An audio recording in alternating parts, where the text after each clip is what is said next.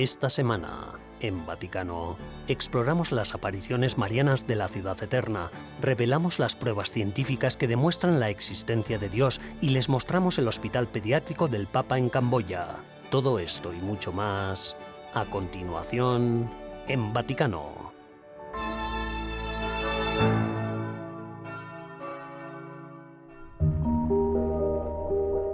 El domingo 21 de abril, la Iglesia celebra la 61 Jornada Mundial de las Vocaciones. En su mensaje, el Papa Francisco no solo agradeció a los sacerdotes y religiosos su servicio, también destacó el importante papel de la familia en el fomento de las vocaciones.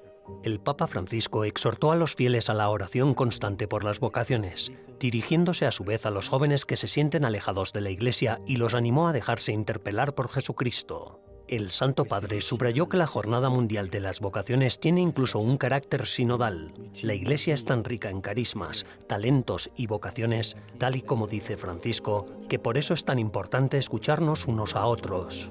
El objetivo de toda vocación es llegar a ser hombres y mujeres de esperanza, prosigue el Santo Padre en su mensaje. Todos estamos llamados a levantarnos y despertar de la indiferencia abrazando nuestra vocación y dejando que Cristo guíe nuestros pasos. Esto es precisamente lo que la hermana Emanuela Edwards, que vive en Italia desde hace 15 años, ha experimentado. Así fue. Movida por ese espíritu que me lancé a hacer algo realmente loco. Lo dejé todo y me mudé a Italia sin saber ni una sola palabra de italiano. Y ahora ya llevo aquí 14 años. ¿Y qué puedo decir? Se lo digo a todo el mundo, no es que antes fuera infeliz, no.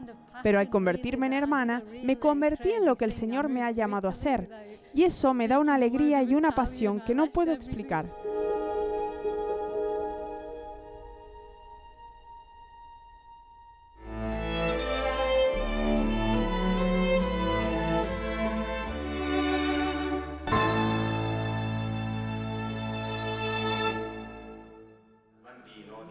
No estamos acostumbrados a escuchar los aspectos negativos de la gestación subrogada y su falta total de ética. Olivia Maurel nació gracias a la gestación subrogada. Sin embargo, ahora lidera la campaña para prohibirla. Como niña nacida mediante gestación subrogada, lo que quiero decir es que he sufrido problemas de abandono y problemas de identidad. Fui abandonada por mi madre al nacer. Me separaron de ella nada más nacer. Olivia compartió su historia en una conferencia internacional por la abolición universal de los vientres de alquiler organizada en la Universidad LUMSA de Roma. El objetivo de las jornadas era promover un trato internacional para prohibir la maternidad subrogada. La conferencia se celebró cerca del Vaticano, solo unos días antes de que el Dicasterio para la Doctrina de la Fe publicara un documento sobre cuestiones morales relativas a la dignidad humana, el género y también la maternidad subrogada. El cardenal Víctor Manuel Fernández ha presentado en el Vaticano el nuevo documento, titulado Dignitas Infinita, Dignidad Infinita. En uno de sus párrafos se considera la maternidad subrogada una grave violación de la dignidad de la mujer y del niño, basada en la explotación de situaciones de necesidad material de la madre. Un hijo siempre es un don y nunca la base de un contrato comercial. Muchas parejas argumentarían que la gestación subrogada es la única forma que tienen de tener un hijo. Pero Jennifer Lal, fundadora de The Center for Bioethics and Culture Network, refuta ese argumento. Simpatizo mucho con las parejas que no pueden tener hijos y que desean desesperadamente tenerlos. Pero yo diría que eso no les da derecho a arriesgar la salud de otra mujer, igual que tampoco les da derecho a comprar niños. Mientras que la maternidad subrogada está prohibida en la mayoría de los países de la Unión Europea, su práctica está permitida en la mayoría de los estados de Estados Unidos. Esto, según la periodista sueca Kaja X. Ekman, supone un gran problema para el derecho internacional. Bueno, lo que tienen que saber es que la maternidad subrogada viola una serie de leyes internacionales y leyes morales porque se trata de la separación industrial e intencionada de madre e hijo. Porque, a diferencia de la adopción, donde técnicamente hay un huérfano que necesita una familia, en estos casos tenemos una madre capacitada para llevar a cabo un embarazo y que todavía sigue cerca, pero a la que no se le permite estar con el niño, ni al niño se le permite conocerla.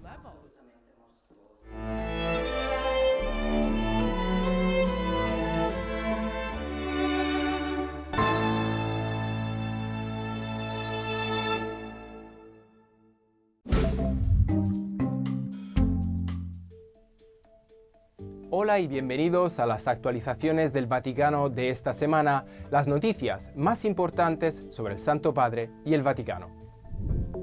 El cardenal Angelo De Donatis es el nuevo jefe de la Penitenciaría Apostólica del Vaticano. El ex vicario de la diócesis de Roma reemplaza al cardenal Mauro Piacenza, quien ha estado al frente del dicasterio desde 2013. La Penitenciaría Apostólica es conocida como un tribunal de misericordia, ya que este tribunal se encarga de esos casos que involucran excomunión y pecados graves, incluidos aquellos cuya absolución está reservada a la Santa Sede. Cada vocación nace de un amor de predilección. Esto es lo que dijo el Papa Francisco durante una reunión con miembros de los colegios pontificios latinoamericanos, brasileños y mexicanos. El pontífice también enfatizó que es tarea de cada sacerdote mantener vivo el amor en este mundo. Los sacerdotes diocesanos de América del Sur son enviados a vivir en los colegios pontificios en Roma mientras obtienen grados de estudio en universidades pontificias. Para conmemorar el centenario de las relaciones diplomáticas entre la Santa Sede y Panamá, el arzobispo Paul Gallagher realizó un viaje de 4 días a Panamá.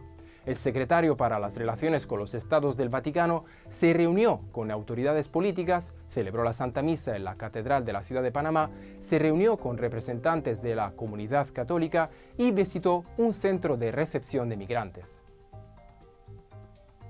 El observador permanente del Vaticano ante las Naciones Unidas subrayó que la lógica de la disuasión es ilusoria. En una declaración dirigida a la Comisión de Desarme de la ONU, la Santa Sede describió el desarme como un deber moral y llamó a todos los estados a unirse al tratado sobre la prohibición de las armas nucleares. Gracias por ver las noticias del Vaticano de esta semana. Giulio Capeche para EWTN Vaticano.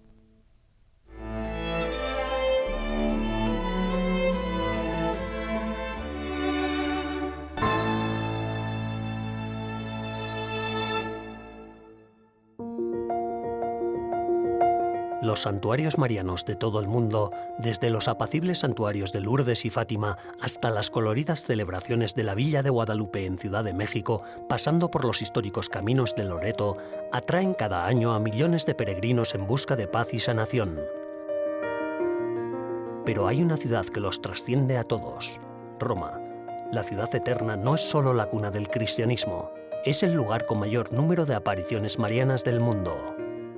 Paseando por ella, uno se da cuenta rápidamente de cuánto ama la ciudad a Nuestra Señora. Casi en cada esquina hay una imagen o estatua de la Virgen, conocidas aquí como las Madonnine. Roma está en el corazón de la devoción mariana, vinculada a los 4 pilares de la creencia mariana: la Theotokos o Madre de Dios, la Inmaculada Concepción, la Virginidad Perpetua y la Asunción. La Basílica de Santa María la Mayor es un poderoso testimonio del primer dogma mariano, la Theotokos, declarado en el Concilio de Éfeso, y la prueba visual de una de las primeras apariciones marianas. Según la tradición, la Virgen se apareció en sueños al Papa Liberio, ordenándole que construyera una iglesia en una colina que quedaría milagrosamente cubierta de nieve. Fiel a su palabra, la nieve cayó sobre la colina de Esquilino en pleno agosto, el mes más caluroso en la ciudad eterna.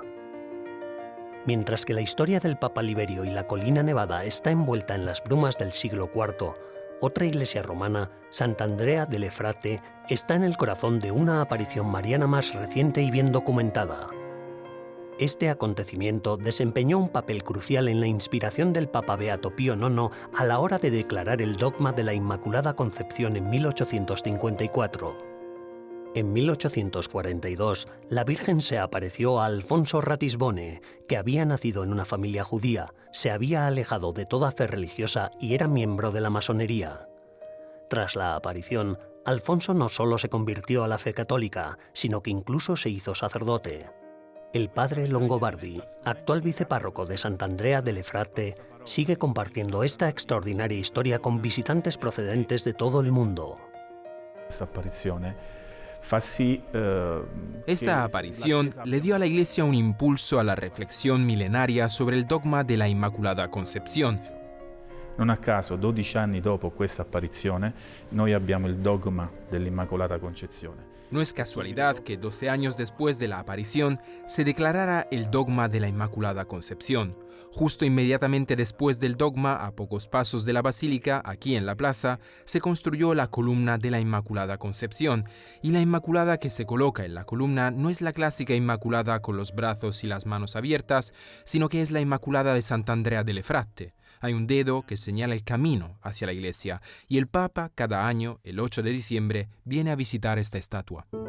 En un giro del destino, Nuestra Señora hizo otra aparición en Roma a alguien totalmente inesperado, un hombre alejado de la Iglesia Católica que planeaba asesinar al Papa y estaba preparando un discurso para denunciar la doctrina de la Inmaculada Concepción.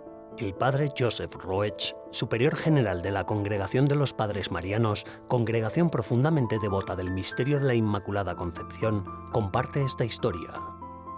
Justo después de la Segunda Guerra Mundial, un hombre que se llamaba Bruno y tenía 3 hijos abandonó la fe católica convirtiéndose al protestantismo. No llevaba una buena vida ni mucho menos, y un sábado, justo después de Pascua, trajo a sus 3 hijos a este pequeño parque. Estaba en contra de la fe católica, particularmente contra Nuestra Señora. Además, tenía planes para asesinar al Papa Pío XII, pero sus hijos terminaron escabulléndose a una gruta, y allí se apareció Nuestra Señora. Al final, él mismo acabó viendo a la Virgen. Se quedó estupefacto, y abreviando, terminó con cambiar de vida dejando de perseguir la fe. El 12 de abril es un día marcado en la historia por la aparición mariana en las Tre Fontane de Roma. El milagroso acontecimiento tuvo lugar en el interior de esta gruta, donde Nuestra Señora se reveló a Bruno. Hoy, las misioneras de la Divina Revelación, una comunidad de hermanas, honran este legado y mantienen vivo el mensaje de Nuestra Señora. Este lugar es un lugar de conversión, una llamada a la verdad de la Iglesia Católica.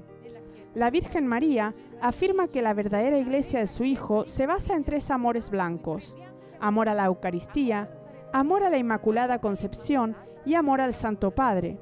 Estos son los elementos fundadores de la Iglesia Católica, y aunque Bruno estaba fuera de la Iglesia Católica, la Virgen lo llamó para que entrara. La Virgen dio una señal celestial al Papa Pío XII a través de Bruno Cornacchiola. El Papa pedía confirmación sobre cómo definir claramente el dogma de la Asunción a la luz de su encíclica publicada el 1 de noviembre de 1950. Our Lady told Bruno, Nuestra Señora le dijo a Bruno: mi cuerpo no podía descomponerse y no se descompuso. Mi hijo y los ángeles me llevaron al cielo y así sigue. Al igual que en Lourdes hay un vínculo con el dogma de la Inmaculada Concepción, en Tre Fontane, en Roma, hay un vínculo con el dogma de la Asunción. there's a link with the dogma of the Assumption. Bruno no se guardó para sí este mensaje divino, sino que lo llevó directamente al Vaticano. En una audiencia con el Papa Pío XII, Cornacchiola pidió perdón por su animosidad pasada hacia la Iglesia Católica. En los tranquilos jardines vaticanos tuvo lugar otra manifestación mariana menos conocida, en la que participó el propio Papa Pío XII. El difunto padre Peter Gumpel, postulador de la causa del Papa Pío XII, reveló en una entrevista de 2017 con EWTN que el Papa experimentó el milagro del sol. Mientras paseaba por el jardín del Vaticano haciendo caso a las indicaciones que los médicos le habían dado, necesitaba moverse por causa de unos problemas digestivos, vio, mirando al cielo, que el sol giraba solo, describiendo círculos y yendo y viniendo. Es exactamente lo que sabemos de la descripción de lo que se ha llamado milagro del sol en Fátima en presencia de miles de personas. Por eso, siempre que vienen peregrinos a Roma, María quiere acogernos y ayudarnos a encontrar aquí a su Hijo.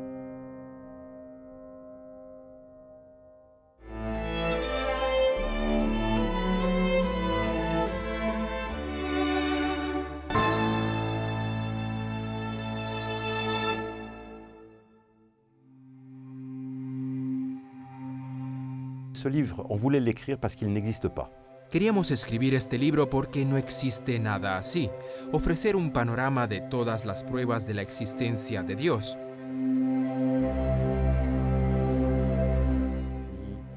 la morale, des énigmes. La ciencia, claro, pero no solo la ciencia. También hemos querido incluir filosofía, ética, enigmas y para incluir un poco de todo, algunos milagros. Así que, por así decirlo, una panorámica absoluta de 180 grados. Absolument à 180 degrés.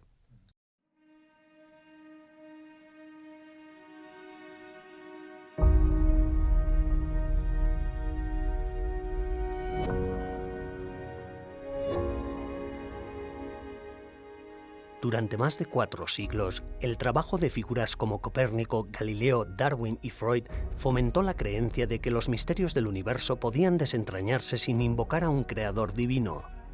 Para principios del siglo XX, el materialismo se había impuesto como filosofía dominante.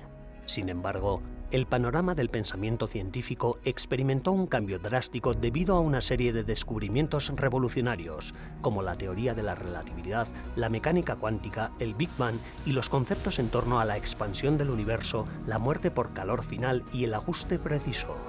Estos avances han generado un replanteamiento profundo de las convicciones antaño sólidas, indicando un giro hacia perspectivas que reconsideran el papel de los elementos metafísicos en el cosmos. L'inizio del mondo non è opera del caos. El comienzo del mundo no se obra del caos que debe su origen a otra cosa, sino que deriva directamente de un principio supremo que crea por amor. El Big Bang, que hoy se considera el origen del mundo, no contradice la intervención creadora de Dios. Al contrario, la requiere. La evolución en la naturaleza no se opone a la noción de creación divina porque la evolución requiere de la creación de los seres que evolucionan. L'evoluzione presuppone la creazione degli esseri che si evolvono. El materialismo, antes la única teoría aceptable, se considera cada vez más una creencia irracional. Ce livre, c'est une enquête. Este libro es una investigación sobre una única cuestión.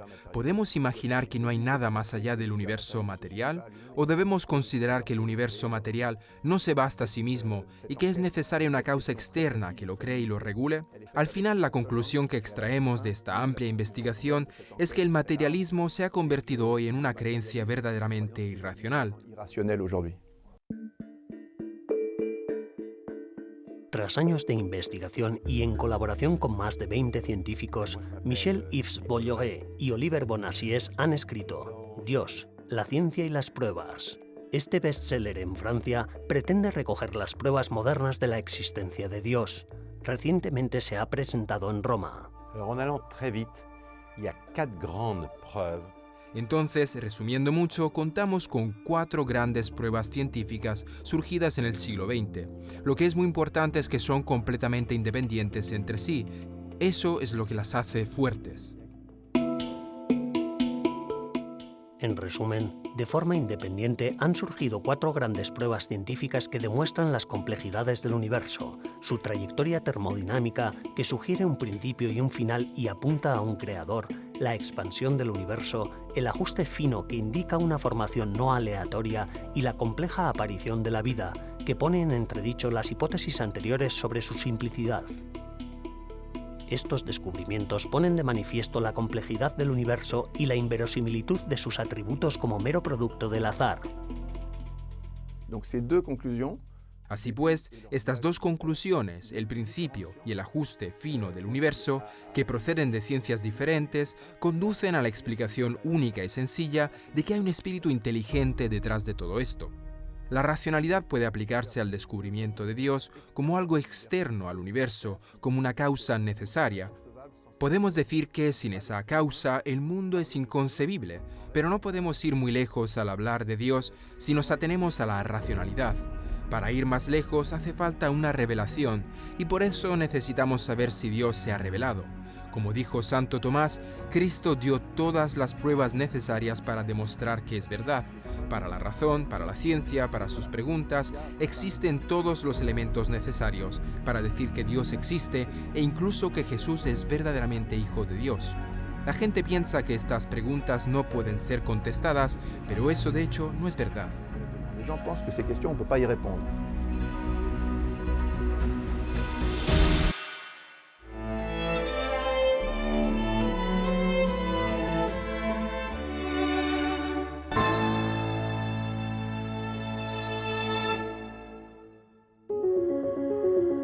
There are a number of children's hospitals in the world, certainly excellent.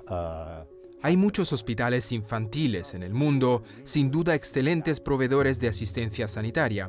Hay menos hospitales pediátricos de investigación, pero los hay. En Roma no hay ninguno que proporcione una mejor asistencia sanitaria de forma gratuita.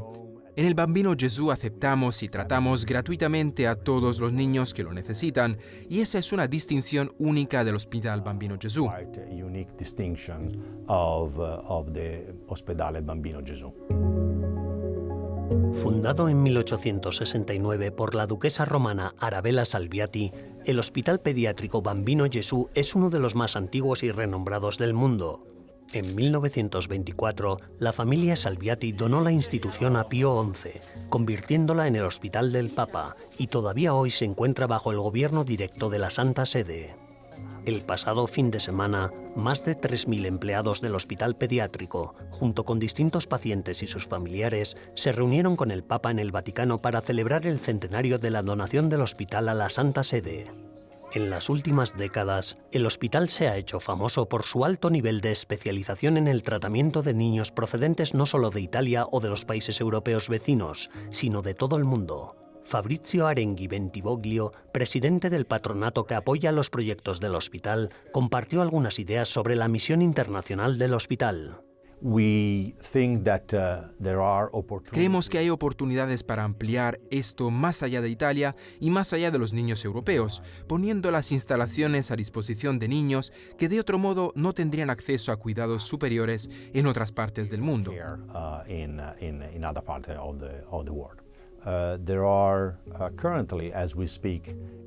Ahora mismo, según hablamos, hay una serie de iniciativas para formar y desarrollar médicos, enfermeras, personal médico de todo tipo en varios países de todo el mundo. Y estos programas de desarrollo se llevan a cabo tanto en sus propios países como con iniciativas y prácticas en Roma.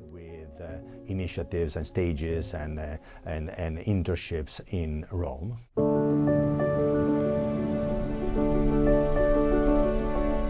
Uno de los muchos países en los que el hospital pediátrico está activo es Camboya. Con la ayuda de misioneros católicos, la misión del hospital se ha hecho realidad.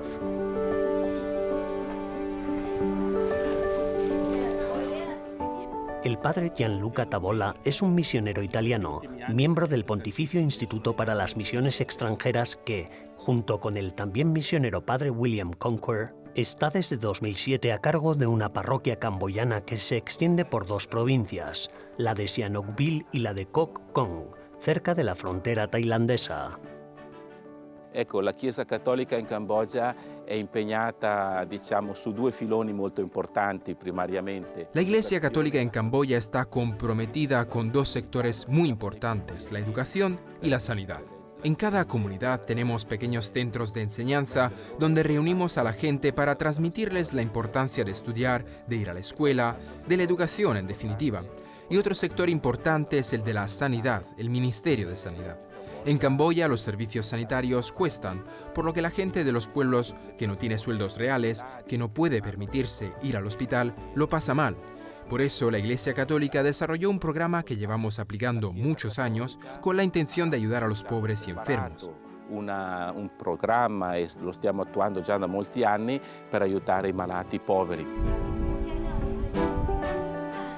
Además de construir iglesias, encargarse de escuelas y orfanatos, el Pontificio Instituto de Misiones Extranjeras también gestiona y apoya muchos hospitales y clínicas locales, los llamados centros de acogida para enfermos, tanto cerca de los grandes y caros hospitales de la capital camboyana, Phnom Penh, como en cada comunidad, donde los pobres suelen acudir pidiendo una ayuda que no pueden permitirse.